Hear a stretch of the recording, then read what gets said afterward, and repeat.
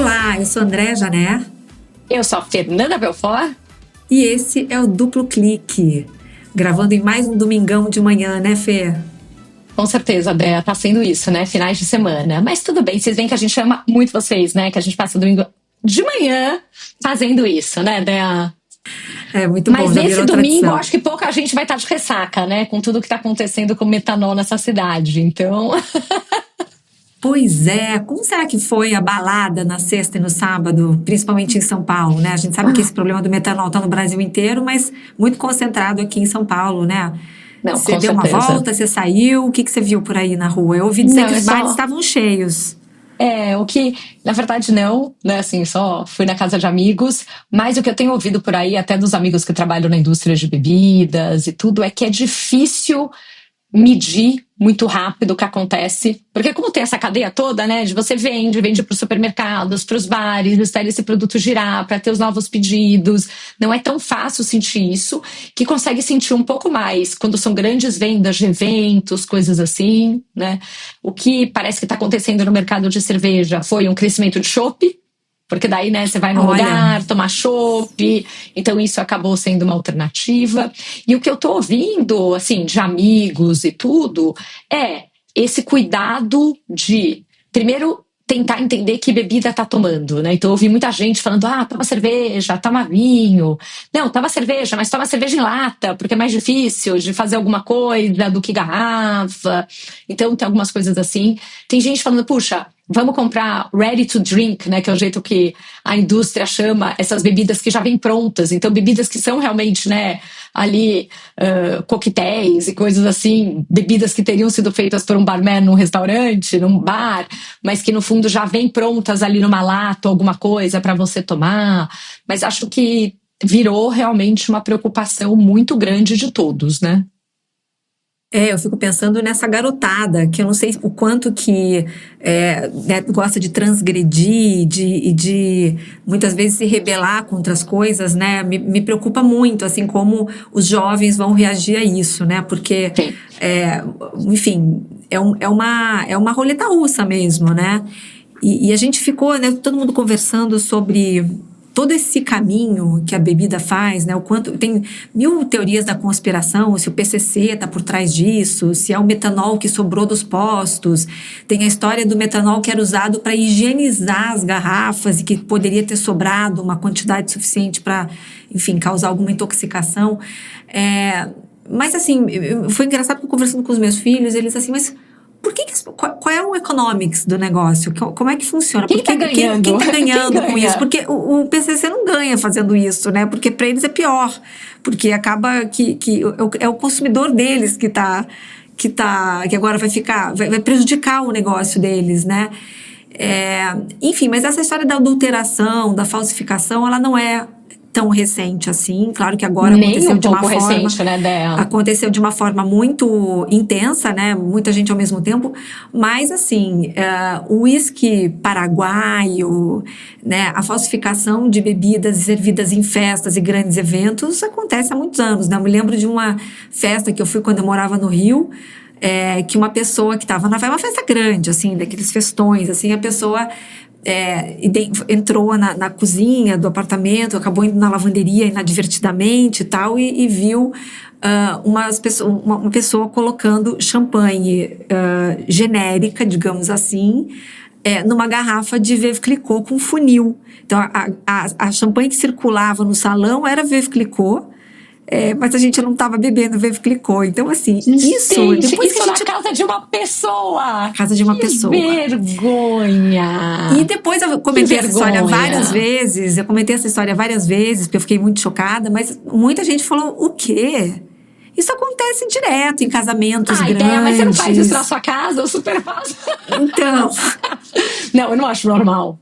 Eu sou aquela pessoa que acha que tá bebendo o que tá ali naquela garrafa, né? Claro, gente. Mas você sabe que eu tava batendo papo também, né, com algumas pessoas, amigos que trabalham na indústria, tudo, e eles estavam contando, né, que tem isso de que a cadeia toda de venda e tal é muito complexa, né? E você não consegue garantir que as empresas estão comprando, né, de distribuidores idôneos e tudo, né? A Coca-Cola, a Ambev tem um sistema de distribuição que tem uma capilaridade no sistema oficial que chega em muitos lugares. A maior parte das indústrias não, depende muito dessas adegas, né? Desses distribuidores de bebida, dessas coisas todas.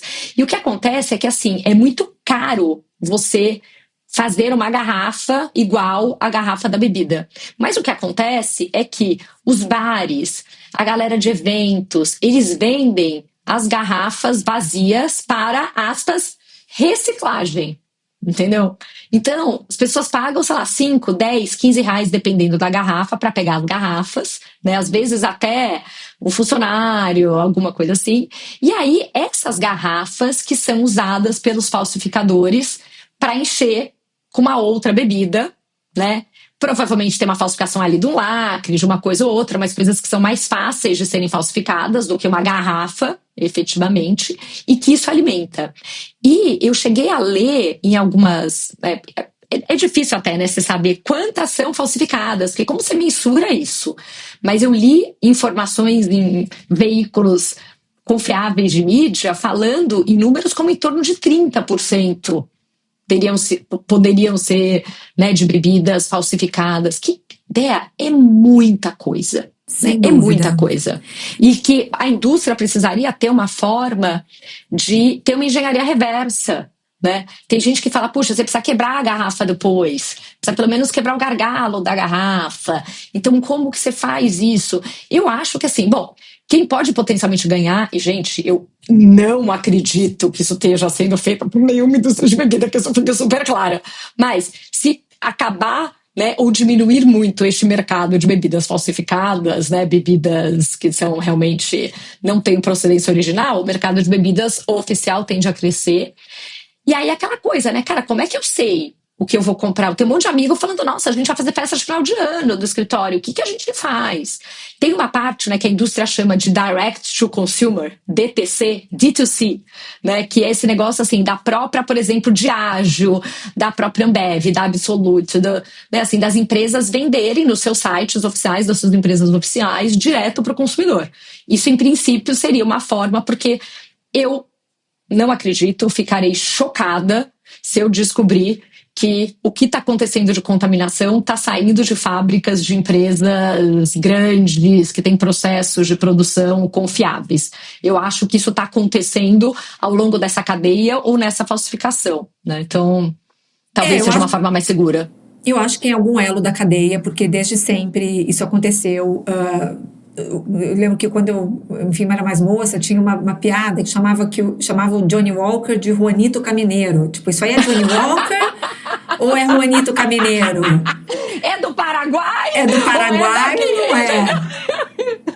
Enfim, é uma história séria. Eu não quero ficar fazendo só piadinha aqui, gente, mas assim... Mas é que a gente trata com leveza tudo, né, gente? Então, assim, ninguém se sinta ofendida, mas óbvio que é sério. Mas assim, o que eu acho que a gente precisa pôr a mão na consciência também?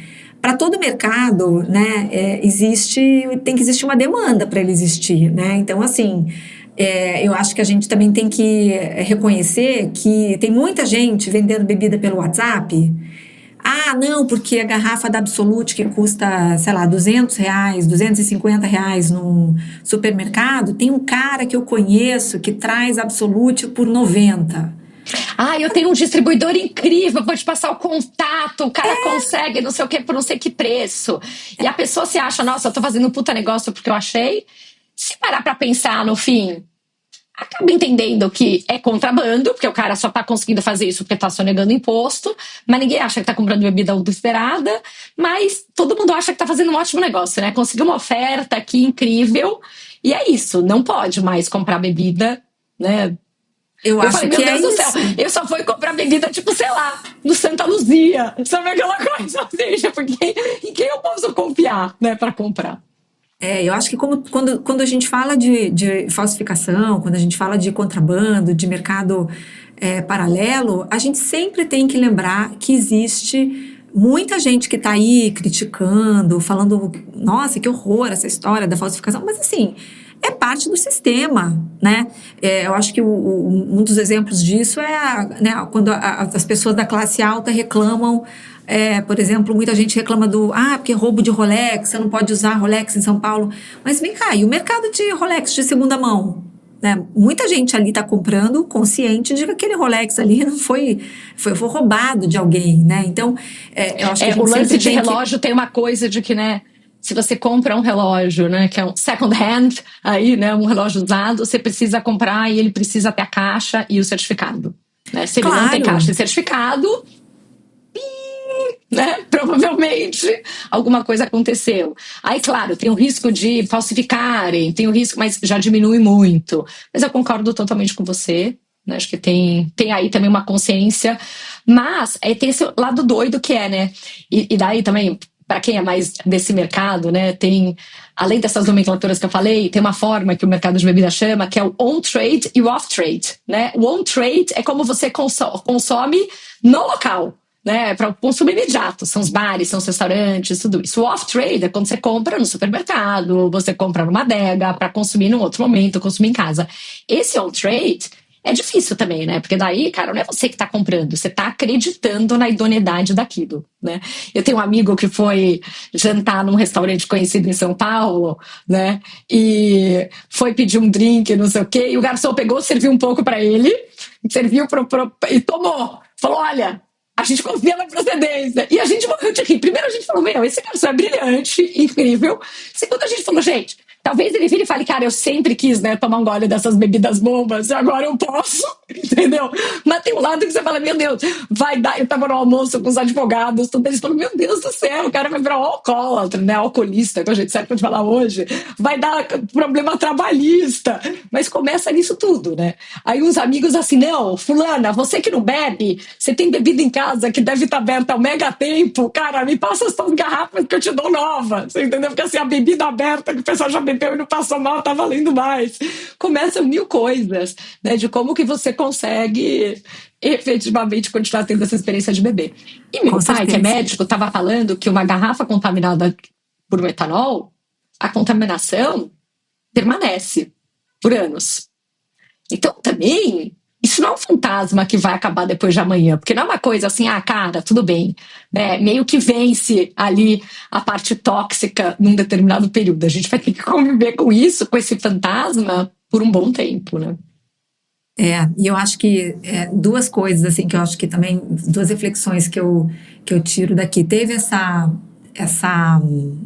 especulação se o PCC estaria por trás disso, fizeram, né, um link com a história do álcool, do combustível adulterado, que estourou aí também 1 mês e meio atrás, 2 meses atrás.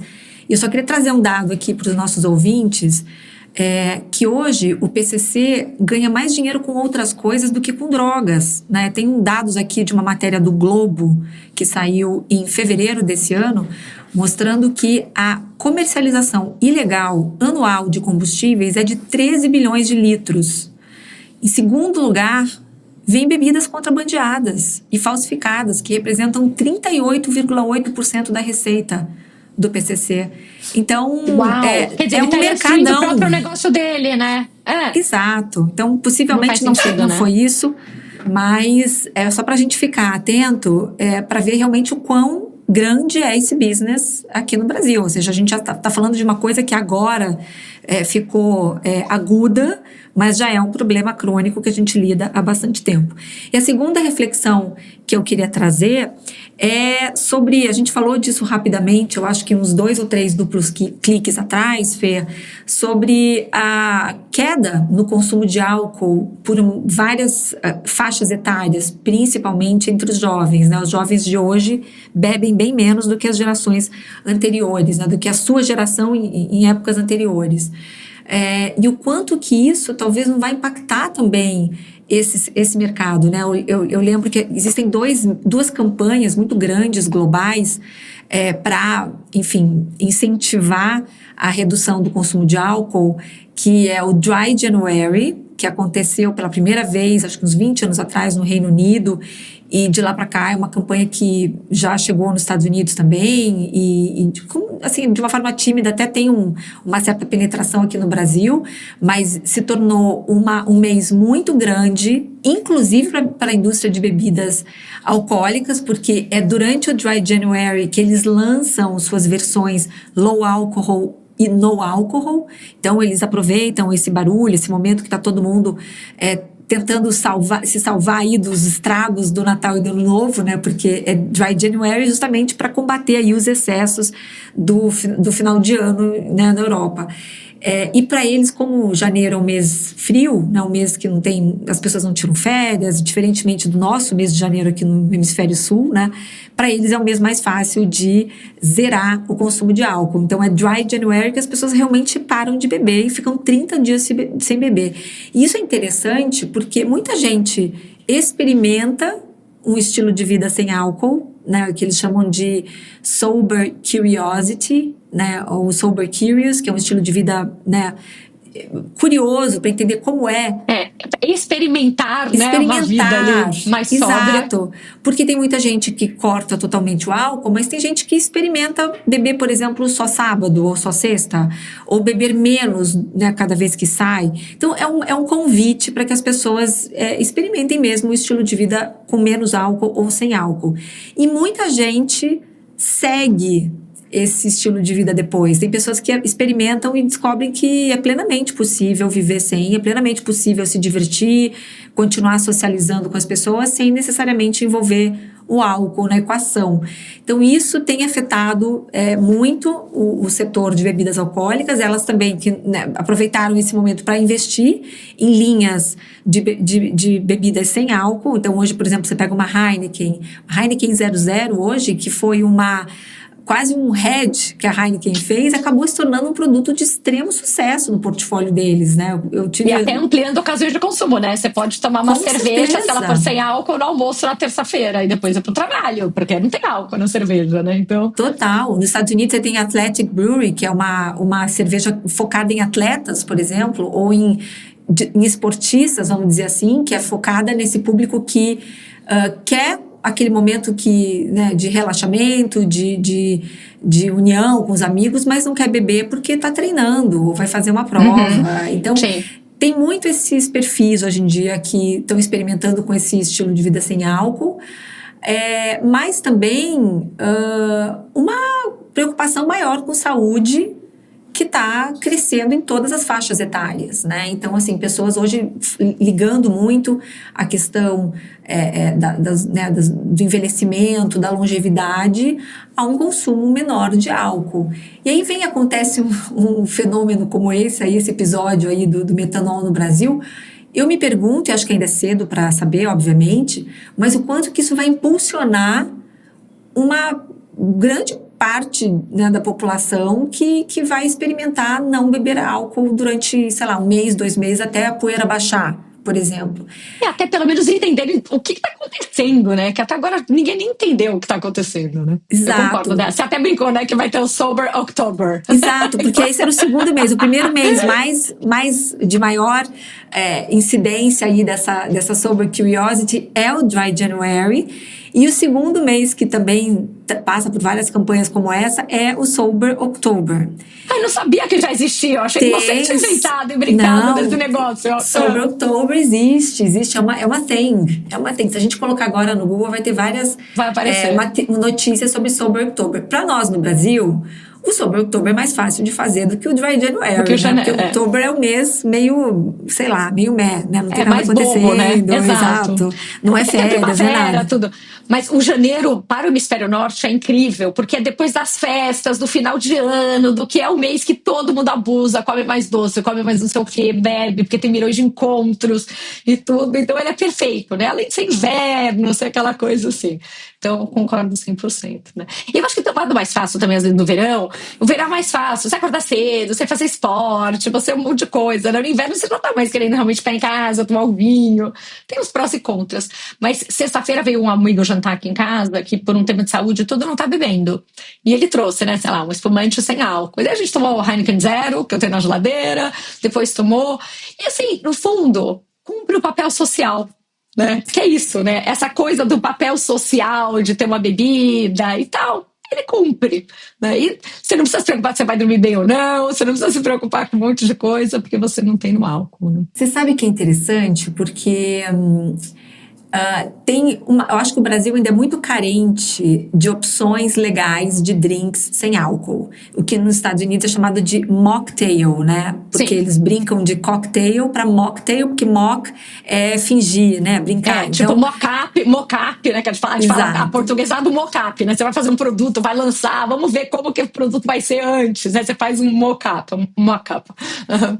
Exato. Então tem vários restaurantes, vários hotéis, vários bares que tem uma carta de mocktails. Sim. E eles são muito sofisticados, não é aquela coisa meio infantilizada que às vezes a gente vê no Brasil, que bota um guarda-chuvinha, faz um negócio vermelho, põe uma cereja. Não, são drinks preparados com e que spirits.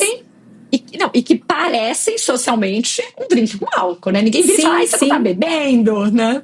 Textura, aspecto, cheiro, tudo como se fosse um spirit, né? Uma bebida alcoólica. E a proposta era justamente substituir o drink que você tomaria, o drink alcoólico que você tomaria num happy hour ou num jantar, para cumprir a função social de você ter alguma coisa na mão, de você estar ali, né, usando as mãos de uma forma, né, não você está pedindo uma água com gás, gelo e limão, né, você está realmente se sentindo parte da cena social. E o que eu acho interessante é que depois eles foram comprados pela Diageo. Então, essas marcas realmente estão investindo em aumentar o seu portfólio de drinks não alcoólicos, e a gente vai ver, espero, né, mais disso no Brasil, porque eu acho que o Brasil ainda está um pouco atrasado aí nesse tema. E uma coisa que eu acho interessante também é que acabou de sair no Brasil, lançaram no Brasil uma bebida, também um spirit desse tipo Seed Lips que eu tava contando aí, chamado Lucia, não sei como pronunciar. Mas qual é a sacada? Ele não tá só cumprindo o papel social de ter algo para você segurar na mão, para você se sentir tomando um drink. Ele contém adaptógenos, ou seja, ele contém substâncias que promoveriam algum tipo de relaxamento, que no fundo é o motivo pelo qual muita gente bebe. Não é só para você ter ali algo na mão para você circular e tal. Você realmente está em busca daquela sensação que uma champanhe dessa que seu amigo levou, um espumante sem álcool, não vai entregar. Ela só tem o papel realmente de ele ter um copo de champanhe na mão enquanto os outros também estão tomando, né? Só para ele se sentir pertencendo ali àquele ambiente. Mas, em geral, essas bebidas não entregam o relaxamento que é buscado, né? Muitas vezes em um drink. E essa nova geração de bebidas sem álcool, elas podem eventualmente chegar lá e entregar algum tipo de substância que gere, pelo menos, essa sensação que as pessoas estão buscando. Não, perfeito. Acho que tem tudo isso. Sempre uma delícia falar desse assunto com você, que você traz várias tendências e coisas, né? E acho que ainda estamos no momento em que ninguém entendeu muito bem, né? Por que isso está acontecendo agora? Qual é a quantidade? Numa boa, assim, se fosse um lote de realmente uma dessas empresas totalmente contaminado, a gente já tem muito mais casos, né? E o que eu estou ouvindo de hipóteses, e deixando claro que tudo isso ainda está sendo investigado, né? Mas assim, tem essa hipótese do PCC que a Andrea falou, também tudo indica que não está relacionado, né? Tem essa hipótese de que os falsificadores usem metanol para higienizar garrafas legítimas recicladas, garrafa legítima reciclada, aquele esquema que eu falei para vocês, né? E aí não é que a indústria está fazendo isso, a indústria oficial, né? São os falsificadores.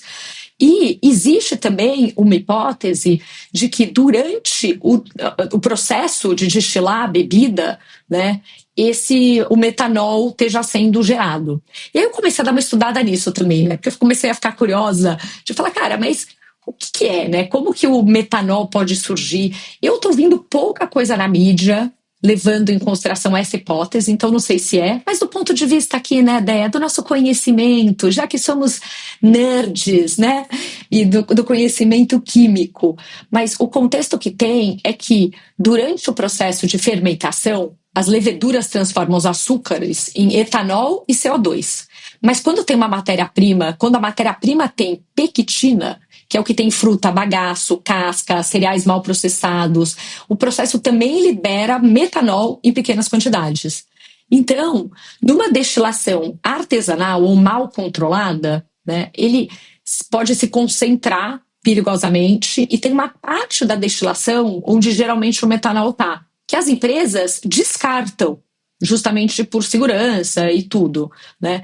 Então, eles chamam, porque eu estava conversando, vendo aqui, né, os resumos, né, buscando, e estava lendo, não, tem que desconsiderar as cabeças. Eu, gente, o que é cabeça? Né? E cabeça é essa fração inicial da destilação. Então, o metanol, ele evapora primeiro, ele evapora a 64,7 graus, antes do etanol, que ferve a 78,4. Então, o que acontece? A primeira coisa que começa a formar ali na destilação é a parte que é a cabeça, que é a fração inicial da destilação, que os produtores descartam. Eles não usam essa parte na bebida. Aí eles usam o quê? Eles usam o que eles chamam de coração, que é o meio da destilação, que é a parte que tem o reaproveitamento ali, né? Que é o meio da destilação. É o que realmente tem a parte, né, que vai depois ficar na bebida. E eles também não usam o que eles chamam de cauda, que é o final do processo. Então, toda a parte que, né, a cabeça pode ser altamente tóxica, por isso que ela não tá, né? A cauda é a parte que tem impureza, que potencialmente pode ter um mau sabor, que eles também tiram. E o que eles falam, né, assim, muita gente fala, tome cuidado principalmente com bebidas transparentes, né, e eu falei assim, nos casos, os relatos são de que também envolveu uísque, né, pelo que eu li nas notícias, mas eu também fui investigar isso, mas o que tem de diferente na bebida transparente? E o que eles falam é que vodka, gin, cachaça branca, tequila, esses destilados que são incolores, eles acabam sendo mais vulneráveis, porque eles não têm cor, tem um sabor mais neutro, que é mais fácil de falsificar, né? Você consegue fazer um produto que engana os consumidores de uma forma mais fácil, enquanto as bebidas que são envelhecidas, whisky, rum, cachaça amarela, elas passam por barris, né, que também reduzem também esses compostos voláteis. Então tem várias coisas aí que levam a ter uma preocupação maior. O que leva a gente, mais uma vez, né, Dea, a tomar cuidado. Porque assim, tudo bem que, coisas graves, quando a gente fala de alimentos e bebidas, né, pode ter problemas, não só de toxicidade do processo, mas de contaminação, de um monte de coisa em N momentos, né? Mas bebida alcoólica também tem isto, e é importante você sim consumir coisas que você sabe a procedência, né? Não é para comprar mais barata, não é. Então acho que vem um pouco disso, que era uma percepção que a gente não tinha, né, Déia? A gente tinha muito uma percepção de que, assim, uma garrafa fechada de uma bebida, a gente tem uma percepção de que aquilo é álcool, então ele não estraga, ele, né, é algo que é mais, de alguma forma, seguro do ponto de vista de não estar estragado. E acho que tem um novo medo foi desbloqueado em todo mundo, né, com esse caso todo que aconteceu. E como você falou bem no começo, não se sabe até quando ele vai durar, né? A gente não sabe por quanto tempo essas bebidas vão circular. Eu acho que é mais provável que exista um teste mais eficaz do que o do garçom lá do restaurante que seu amigo foi, que tipo, o garçom bebe antes para poder provar que aquela bebida é de boa procedência.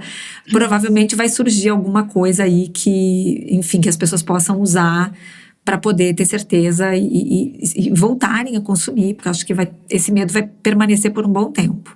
E com certeza vai aparecer, né, gente? Vamos pensar no Covid, não tinha nada, né? De repente tinha teste de farmácia, tinha um monte de coisa. Então, eu acho que vai aparecer.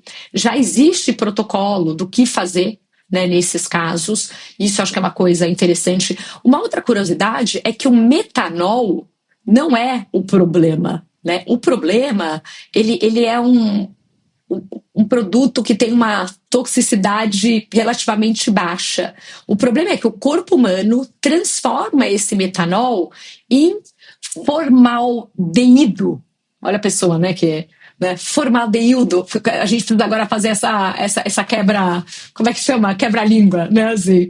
Formaldeído e ácido fórmico, e essas substâncias que são super tóxicas para o sistema nervoso central e para o nervo óptico. Por isso que também tem esse tema de cegueira, né? Essa cegueira é irreversível e essa intoxicação, ela acontece com quantidades pequenas, então assim, 10 ml de metanol já são suficientes para intoxicar uma pessoa, dependendo, né, do tamanho e de coisas assim, então é algo problemático, mas tem também os antídotos, né, assim, parte da minha família é médica, já está na comunidade médica circulando um monte de coisa dos hospitais, das coisas de quais são os procedimentos, o que você tem que fazer. Quanto antes você chegar no hospital para ser tratado, e parte do tratamento são coisas como etanol farmacêutico, né, o Ministério da Saúde já está comprando um monte, e aí tem aquelas recomendações, né, assim, tem que estar né, no Ministério da Saúde, para realmente quem precisa usar. Acho que a gente fala muito dessas coisas no Covid, né? Não adianta ficar todo mundo querendo conseguir um para ter em casa, porque daí não tem para quem realmente precisa. E o que eles indicam que você deve, né? O que você deve observar para ter a suspeita de que você tem eventualmente um caso de metanol e que você deve procurar médico, hospital imediatamente, né, o que torna o caso de intoxicação suspeita são sintomas compatíveis de embriaguez, acompanhados de desconforto gástrico ou quadro de gastrite, manifestações visuais, incluindo visão turva, borrada e né, alterações ali na acuidade visual. E aí, se o caso é confirmado, aí tem todos os protocolos do que devem ser feitos, mas quanto antes for tratado, maior a chance dessa pessoa conseguir reverter né, e se tratar. Então, acho que assim, coisas que vão nos acalmar um pouco é que a sociedade agora vai se mobilizar. Tá todo mundo, por um lado, tomando cuidado, né? Acho que todo mundo vai tomar mais cuidado com a procedência, não só do que está bebendo, mas do que está servindo para os outros, sejam os estabelecimentos sérios, né? Sejam os amigos que acham normal pegar a bebida barata, enfiar na garrafa da bebida cara e servir para os coleguinhas na sala, e tudo isso. E também, acho que tem, né, toda... um mercado novo está nascendo, né? E tem dinheiro aí, né? Dinheiro de ter tratamento, né? Nos testes todos. Imagina que daqui a pouco a gente vai fazer. Você sabe que no almoço ontem eu estava ouvindo que tinha uma ideia nos Estados Unidos para Boa Noite Cinderela, mas foi um negócio que o FDA não aprovou. Provavelmente devia ter alguma coisa assim, né? Que era um esmalte que você colocava no dedo, na bebida, assim, mudava a cor. Então, quer dizer, também vai procurando coisas e formas, né? A gente vai ter que começar a ter formas de entender e identificar se aquela bebida tem algum risco ou não, e realmente todo mundo vai ter que tomar mais cuidado, né? Eu acho que mulheres já tomam cuidado de muitas formas com as bebidas que bebem, dependendo do ambiente que estão, por esse lance de Boa Noite Cinderela. Então é aquela coisa, né? Só pega uma bebida que venha de você, abre você, faz, não sei o quê. Eu acho que isso vai passar a acontecer com muita gente. Ótimo paralelo, isso aí. Muito bom. E qual é o nosso próximo tema aqui, Fê? Vamos falar de paz? Vamos, estamos acho prestes que a gente merece, aí, né? Acho que estamos prestes aí a um acordo histórico para terminar a guerra em Gaza. Será que agora vai? Olha, gostaríamos que sim, né, Dé? Eu acho que não é a primeira vez que falam que vai ter um acordo. Aliás, em várias guerras, né?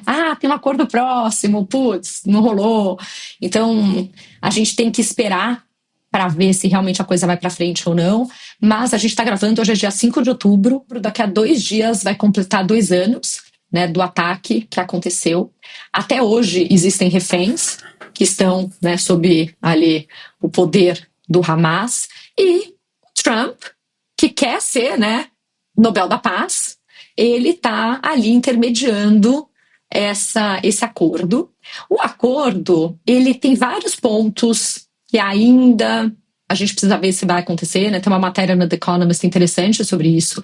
Mas o que ele fala? Ele fala que tem alguns dos pontos incluem um cessar-fogo imediato, né, seguido pela libertação de todos os reféns israelenses, vivos ou mortos, em troca da libertação escalonada de centenas de prisioneiros palestinos, incluindo cerca de 250 condenados à prisão perpétua.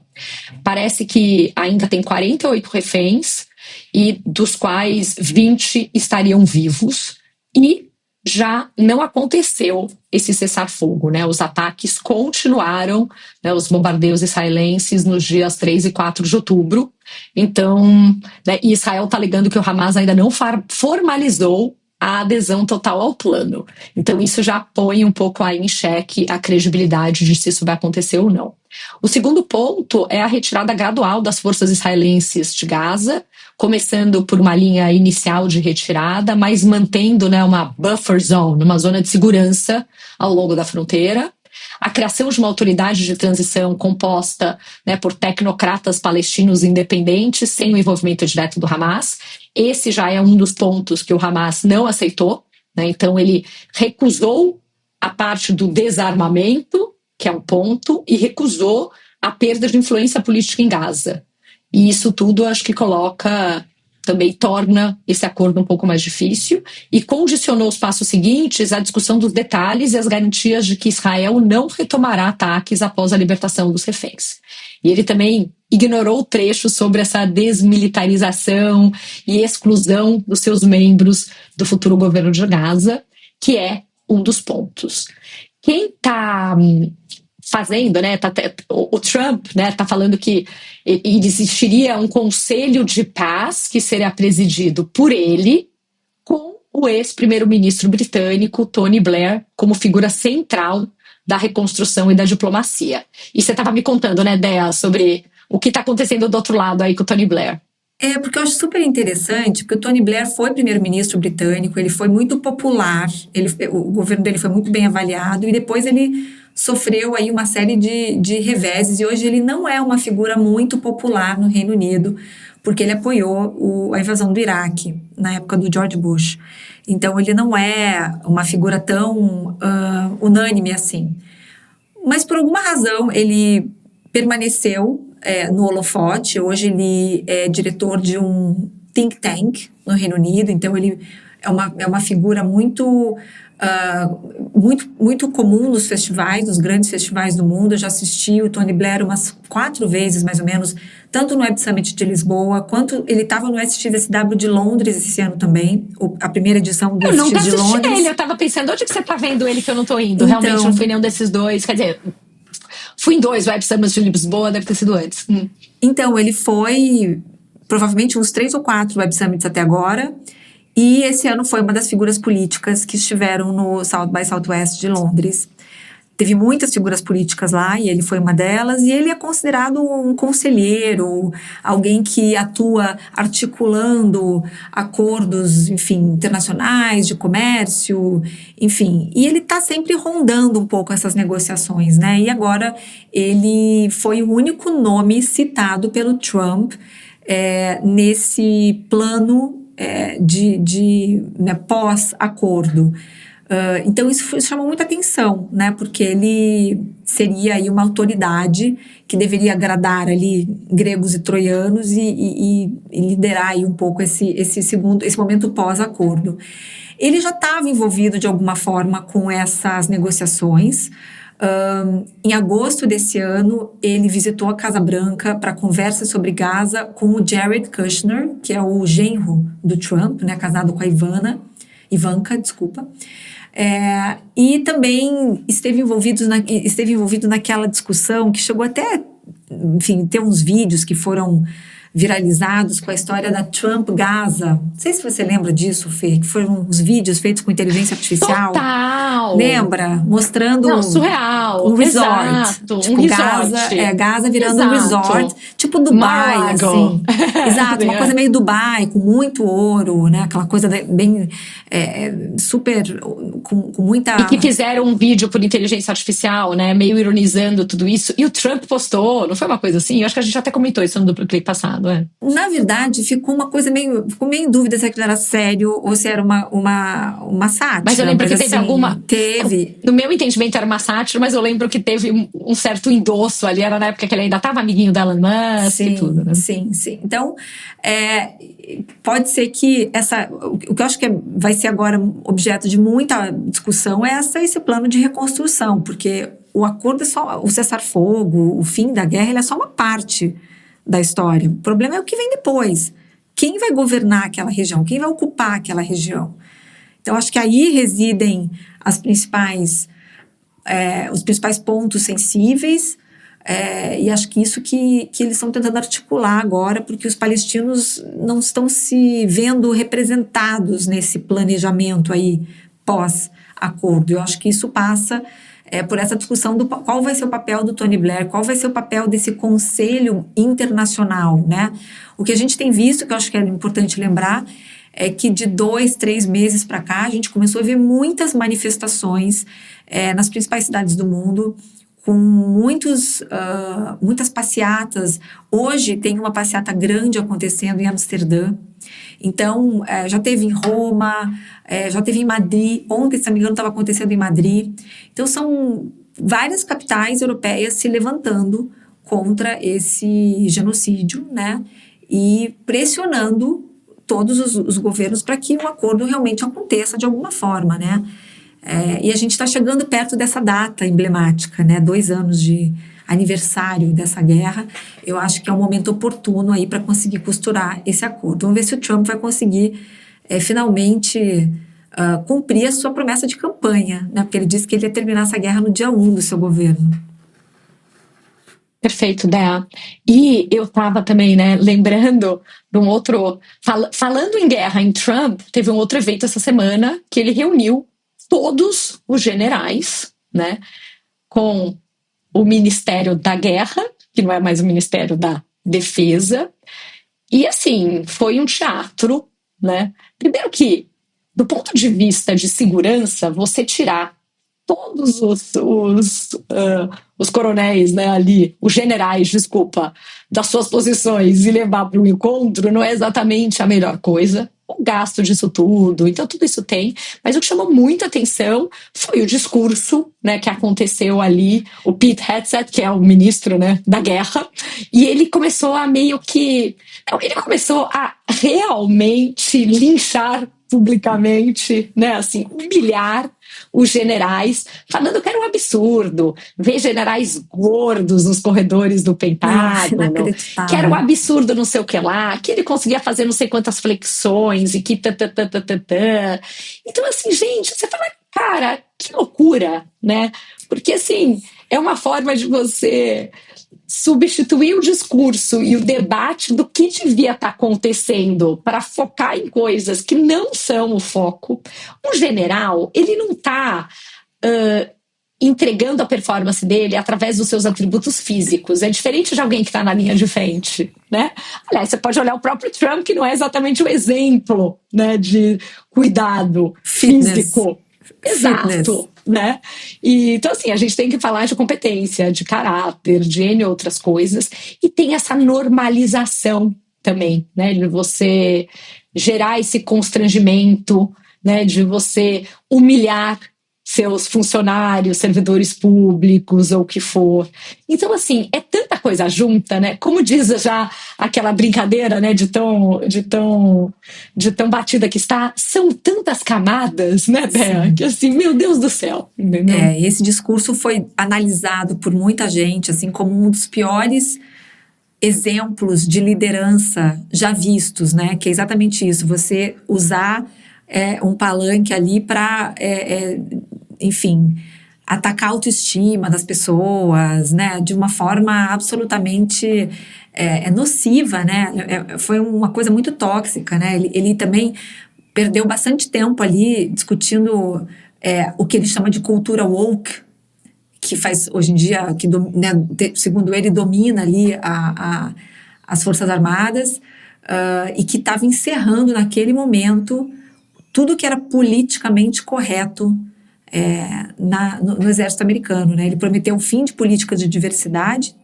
que classificou como uma falácia insana, e anunciou novos testes de aptidão física por causa dos generais e almirantes gordos, né? E também falou que vai revisar todas as práticas internas de liderança tóxica, sendo ele uma, né? Mas enfim, isso não vem ao caso. Não, provavelmente revisar as práticas de liderança tóxica quer dizer, isso não é mais tóxico, né? É bullying, isso não é mais para tirar o rosto, entendeu?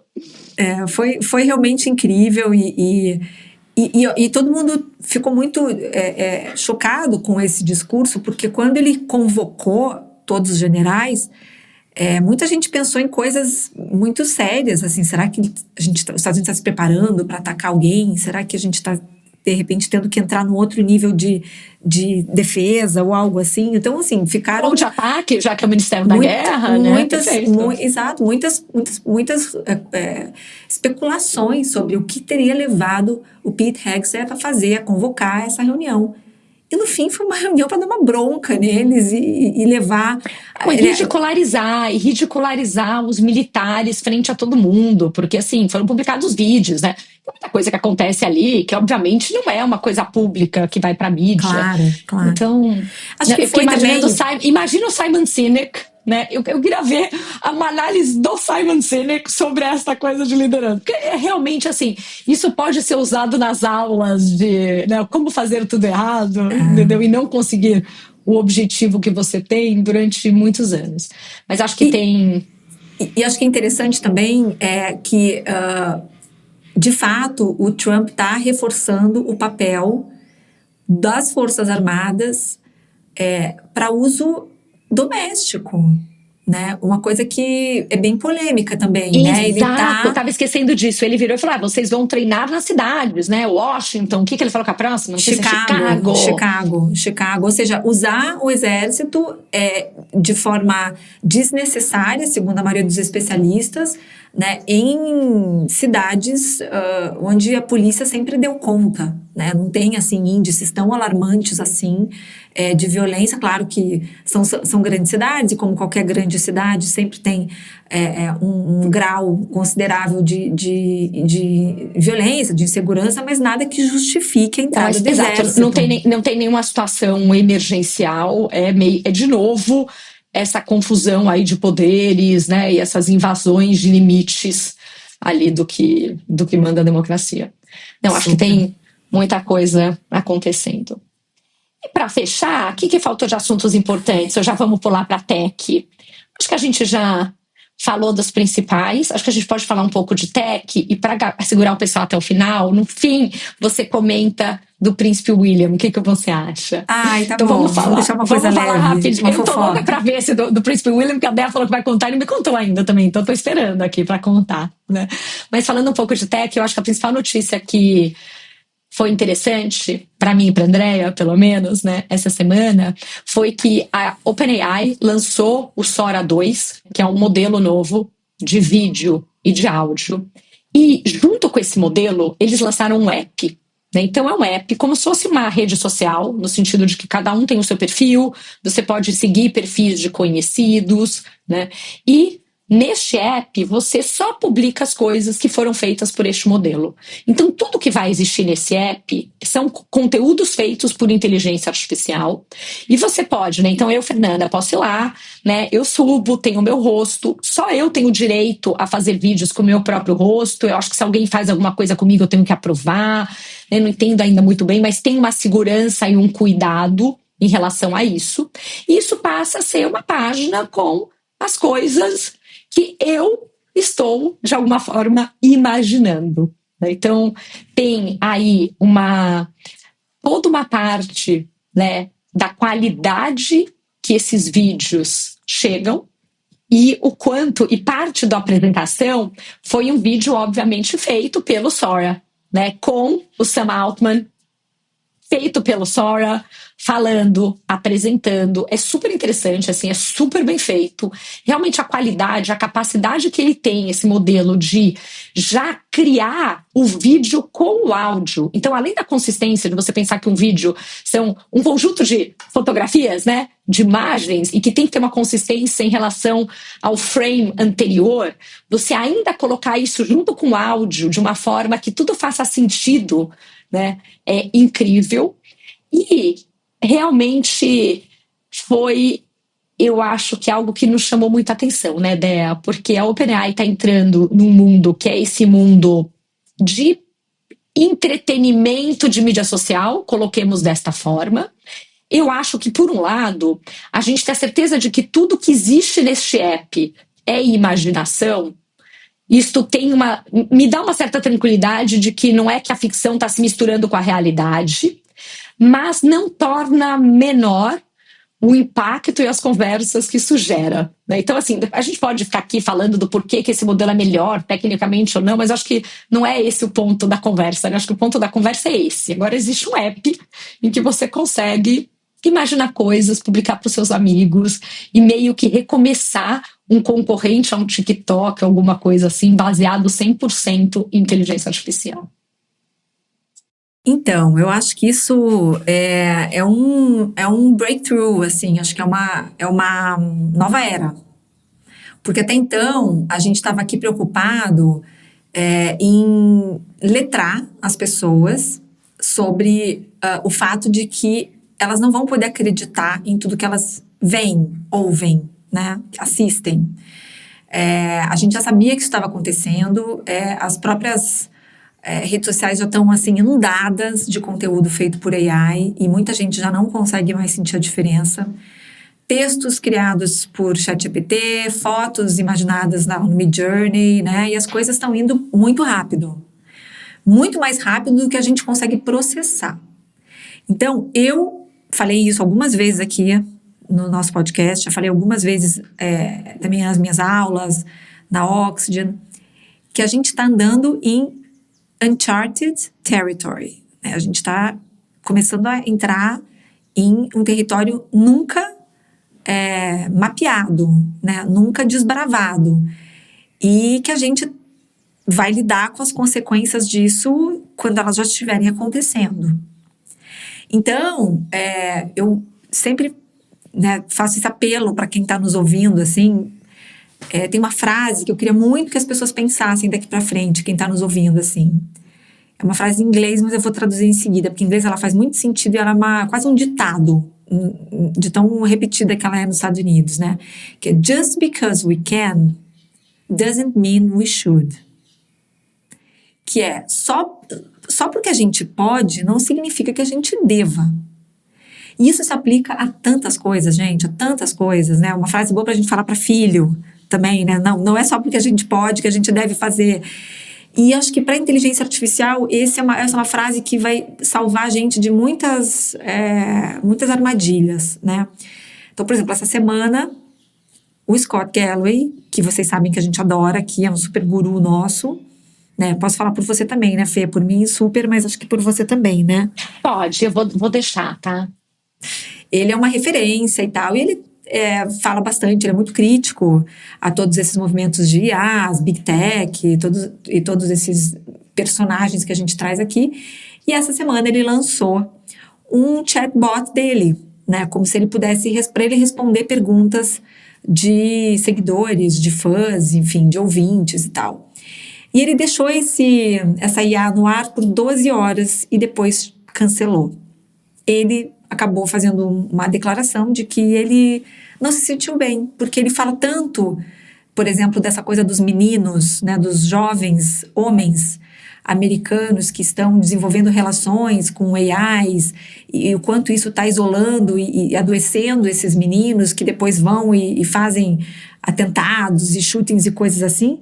E ele falou que de repente ele estava também criando, né, ou possibilitando que pessoas criassem relações com um bot, né? Um chatbot.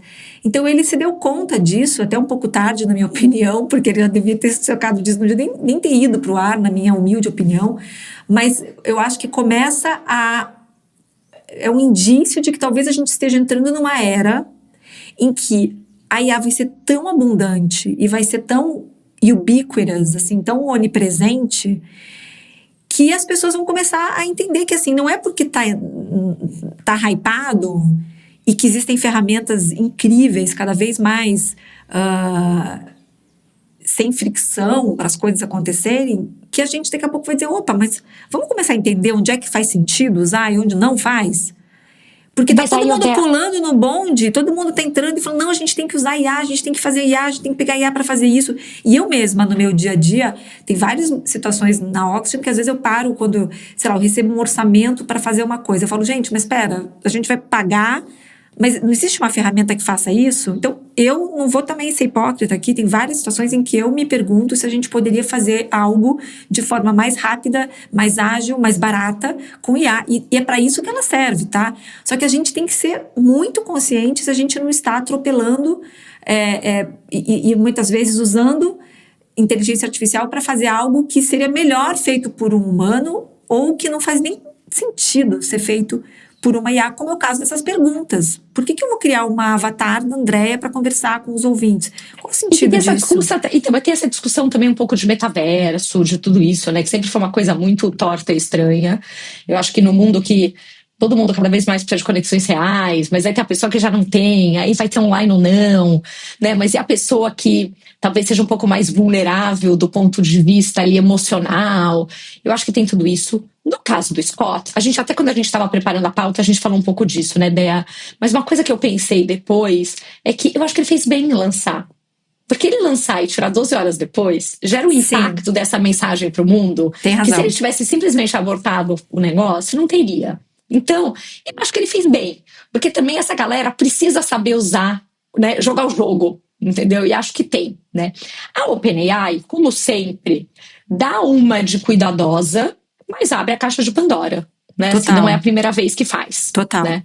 E o que a OpenAI está indo para uma direção, né? E eles têm essa estratégia de não ter grandes lançamentos gigantes, mas de dividindo tudo isso, né? A OpenAI a cada 2 semanas lança alguma coisa, lança uma feature, lança um negócio, aí vem um modelo meio novo que engloba tudo aquilo de um jeito melhor, e a coisa vai indo. A gente sabe que eles estão caminhando para se tornar uma empresa de consumo, inclusive com gadgets, inclusive com coisas assim, né? E uma empresa desse jeito, que tem o seu diferencial competitivo, não na qualidade do seu modelo, porque isso, graças a Deus, né? Várias empresas estão tendo modelos tão bons quanto, então não é que uma tem um monopólio disso tudo, é um medo que a gente tinha há 2 anos atrás. Né? A primeira empresa que chegar no AGI vai meio que dominar tudo. Não é uma coisa que é um diferencial. Não é a Nvidia que tem uma tecnologia e uma coisa que ninguém está conseguindo replicar do mesmo jeito e tem um diferencial competitivo nesse momento que realmente um outro não consegue, né? Isso não é. E a OpenAI já entendeu que o lance dela é a quantidade de gente que usa o ChatGPT e que não usa as outras ferramentas. E eles estão colocando, eu acho que nesse modelo todo, ter um app que tem, né, ali e que está nesse mundo de entretenimento e tem a atenção das pessoas e tem um usuário, é muito valioso nessa construção de empresa. Eu acho que é isso que eles estão fazendo. Eu até estava pegando aqui mais detalhes, né, mas para comentar. Mas o que acontece assim, né, tem um lance que eles chamam de cameo, né, em que você e seus amigos podem meio que entrar nas cenas. Então, depois de um clipe curto com verificação de voz, né, e de liveness, que acho que é aquelas coisas, né, que mostra na câmera, você tem que mexer, não sei o quê, né, você cria esse seu likeness, né, seu visual / voz, isso vira um token que pode ser usado em prompts. E você define se é algo que só você vai poder usar, se é algo que as pessoas aprovadas por você vão poder usar, ou se, né, tem outros níveis, até um nível de todo mundo, qualquer um pode usar. E você pode revogar ou apagar vídeos com isso. Então, de alguma forma, você tem o controle do que quem está gerando conteúdo com a sua cara, né, ou não. Esse app, ele vai ter um feed social 100% gerado por IA, postado por pessoas e não por algoritmos ou tecnologias, né, que é uma característica. E eles falam que com esse remix dessas criações, né, e o foco é criar e não só consumir. Isso eles também falam do tipo, não, a gente quer que seja uma coisa de inspirar a criar, a trazer sua criatividade. Vamos ver até que ponto isso é meio uma balela, tipo assim, sabe? Eu sei que IA vai ter um impacto muito grande, mas eu acho que a solução vai ser a renda universal. Tipo, que bonito você falar isso, né, meu querido? Mas mesmo assim você tá fazendo a parte do IA, não tá fazendo a parte da renda universal e o mundo que deu um jeito nisso, né? Então, vamos entender até que ponto isso é para acalmar um pouco o discurso ou tem. E eles falam que na experiência do feed, né, você vai poder priorizar o conteúdo né, das pessoas que você segue, e você pode também ter coisas do tipo assim, eu quero relaxar, eu quero ver animais fofos, eu quero... Então você vai poder de alguma forma, né, definir o que você quer ver nesse canal de entretenimento, porque no fim do dia é isso, né? E tem esses nudges, né, para você incentivar a criação em vez de ficar simplesmente... Então, quer dizer, vai ter coisas que vão te estimular a criar coisas e tudo, ao invés de você ficar nesse doom scroll, né? Não tem essa palavra em português, né? Sim. Naquela coisa de ficar naquela rolagem, né, igual uma pamonha lá assistindo os negócios sem nada. E tudo vai ter watermark, né? Então é rastreável, tem segurança, vai ter limites para os menores, menor de idade que não vai ter scroll infinito, daquela coisa de não acabar nunca, e vai ter alguns bloqueios proativos. Eles falaram que eles estão sendo muito mais conservadores, tem muita coisa que o app está bloqueando e que eles resolveram ser conservadores nisso. Então, o discurso da OpenAI sempre é muito envolvido pelos cuidados que devem acontecer. Mas eles abrem a caixa de Pandora e eles testam, né, em larga escala no mundo real. Isso que é o perigoso, né? Perfeito. Mas bom, só para fechar um pouco esse ponto do Sora, né? Mais coisas para a gente observar por aí. Eu acho que vai ter muita judicialização agora. A Disney tá processando o Midjourney, o Character AI. Acho que agora as empresas que produzem conteúdo original estão indo atrás disso e vai complicar um pouco o meio de campo. Vamos ver o que vai acontecer, porque o Sora já tem, assim, milhões. Eu já via vários vídeos, assim, de pessoas criando com personagens que são copyrighted, né? Então, vamos ver como é que isso vai acontecer. Vai ter uma disputa ali ou não. Vai ser interessante de observar. Perfeito. Mas agora me conta do Príncipe William. Vai, que a gente adora fofocas royais. Fofocas reais. Royais não, reais. Royal. Então, achei super interessante porque, de repente, ele estava em todos os programas. Eu vi muitos posts nas redes sociais falando sobre essa entrevista que ele deu pro Eugene Levy, que é um ator. Gente, quem é mais da minha geração que vai lembrar do American Pie? Lembra aquele filme super bobo? Que foi um sucesso, sei lá, nos anos 90, acho que era no início dos anos 90, talvez final dos anos 80, o American Pie. Gente, o meu humor de quinta série até que é bem desenvolvido, mas American Pie nunca consegui, entendeu? Mas eu lembro, obviamente, do que é. Então, o Eugene Levy é o pai do ator principal, que eu não vou me lembrar o nome, e ele recentemente fez uma outra série que teve um certo sucesso, chamada Schitt's Creek, que é uma série que acho que tá no Netflix também, que é meio bobinha, bem comédia. E eu também não entendi por que esse cara... Acho que tem uma moda agora de atores terem suas séries, meio séries documentais, assim, a Eva Longoria tem um sobre Espanha, e ele tem né, ele é canadense, mas ele tem uma série em que ele entrevista várias pessoas. Eu não sei por que ele foi, não pesquisei a fundo a esse ponto, mas por que ele foi escolhido para entrevistar Príncipe William. É uma figura que pouquíssimo aparece, né? Nunca dá entrevistas, é muito raro ver tanto o Príncipe William quanto a Kate dando alguma entrevista para algum veículo, né? Muito raro vê-los nessa situação. E de repente... Eu fui procurar aqui, né, quem ele é. Quem tá vendo no YouTube consegue ver aqui na minha tela. Então, e fora isso, ele é canadense. Realmente não entendo por quê. Mas, anyway, certamente tem uma razão, porque essa galera não dá ponto sem nó. Com certeza. A série chama-se Reluctant Traveler, tá no Netflix. E ele fez esse episódio em que ele vai até o castelo de Windsor e encontra o Príncipe William e ficam durante uma hora batendo papo. E foi interessante porque, obviamente, isso foi costuradíssimo. Tem alguma grande estratégia de PR aí sendo feita para ter escolhido o Eugene Levy, para poder ter definido que tipo de abordagem essa conversa teria, em qual local isso aconteceria. Então, ela acontece no castelo de Windsor, e ele chega lá, ele tem todo um storytelling do Eugene Levy chegando num hotel em Londres, e aí ele recebe, né, em tese, um convite, uma carta que ele abre, um convite do Príncipe William para ele ir lá para um private tour no castelo de Windsor, e aí ele chega lá, entra no castelo, fica num jardim enorme sozinho, falando com a câmera, dizendo, nossa, tô super nervoso aqui, é a primeira vez que eu vou encontrar um príncipe, não sei o que esperar do príncipe e tal, e daqui a pouco chega o Príncipe William de patinete. Ele anda, segundo, né, o que ele conta ali, ele usa o patinete como veículo de transporte dentro ali dos grounds do castelo de Windsor. E ele chega daquele jeito... a casa realmente é um pouco pequena, né? Então ele já vai de patinete. Já vai de patinete. E ele chega super simpático, porque ele é uma figura carismática, eu acho o William carismático.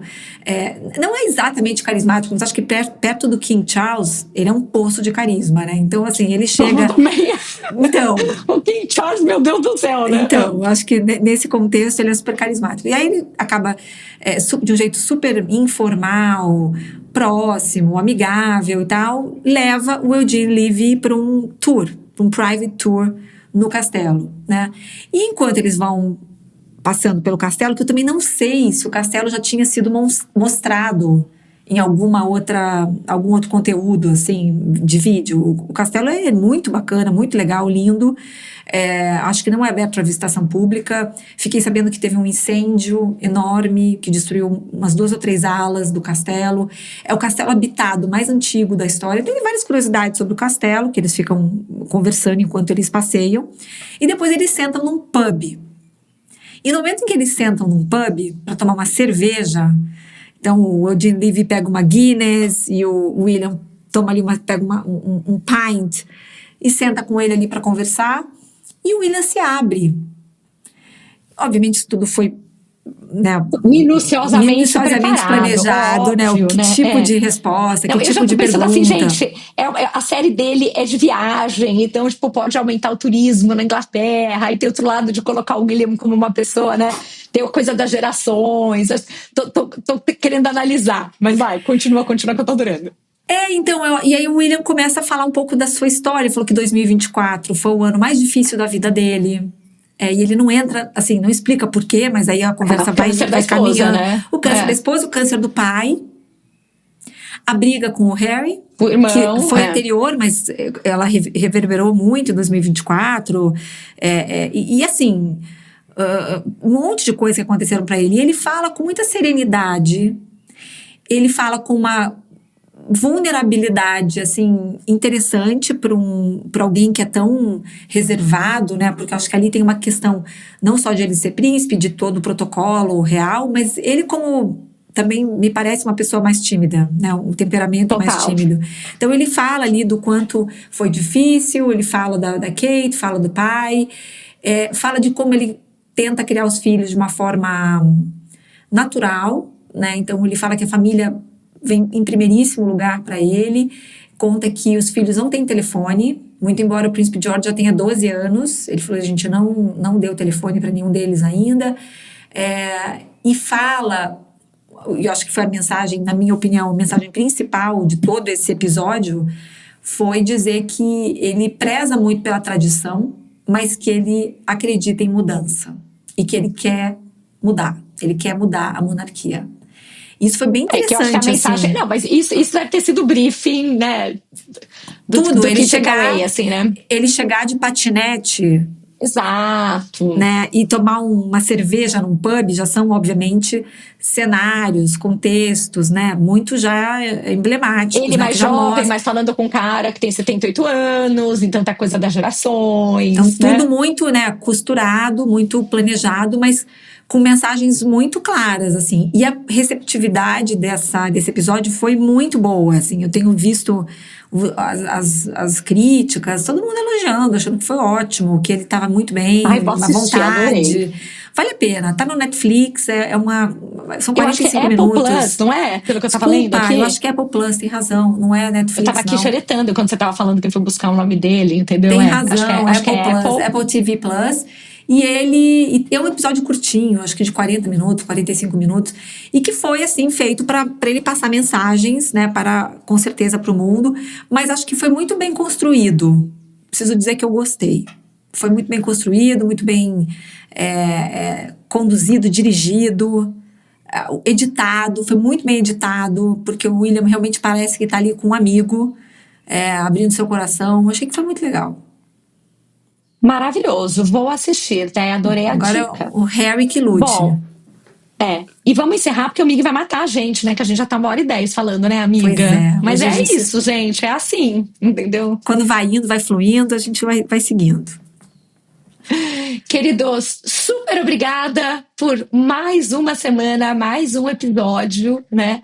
Ideia abrir as vendas pro SX do ano que vem, né? Depois a gente tem que falar disso. Já quero saber as dicas, amiga. Eu não comprei ainda, tô tomando coragem, mas eu vou, né? Não vou conseguir não ir. Não tem jeito. Você não vai aguentar o FOMO. Você não vai aguentar o FOMO. É que eu tô acabando de pagar as coisas do apartamento, as almofadas, não sei o que lá, mas não vou aguentar. Entendeu? Não, então, galera, é uma boa oportunidade de vocês estarem lá com a gente, indo pela Oxygen, né, Bea? Isso aí, entre no nosso Insta, as informações vão estar lá. E a gente, mais uma vez, vai levar um grupo muito especial com curadoria. Nossa curadoria que é sempre muito sempre maravilhosa. Sharp. E vai ser diferente esse ano, mas vai ser muito legal. Tô animada. Maravilhoso. Depois a gente tem que lembrar nos próximos episódios de falar isso no começo, não no final. Mas quem ficou até aqui, ó, adora. Então é isso, né? É isso, gente. Obrigada. Super obrigada. Obrigada, Débora. Obrigada, amiga. Beijo. Tchau, tchau.